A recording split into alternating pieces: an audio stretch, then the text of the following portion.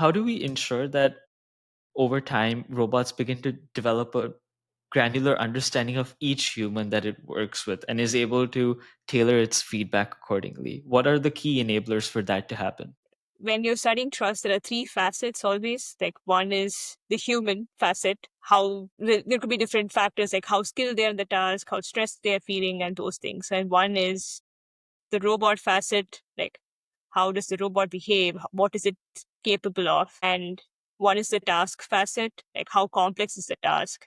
And that all of this is interlinked. And so if we are designing robots to help humans for different tasks, we need to consider all of these factors. The cop out answer is that if we have a lot of data and keep training agents, they will get better with time on interacting with different people. But you still need some mechanism for the agent to understand that each person is different and you want to adapt.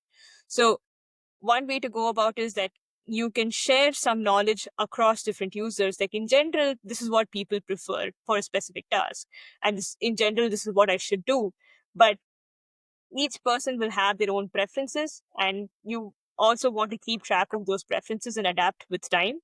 And that is an additional component that you need to consider. And you can also look at this from a different perspective and say, okay, you can cluster different people and say like, hey, these kind of people like this sort of tasks or like this sort of way to perform this task, and the other X person wanted me to do this task, and since Y is similar to X, I can do the same thing and Y would like it.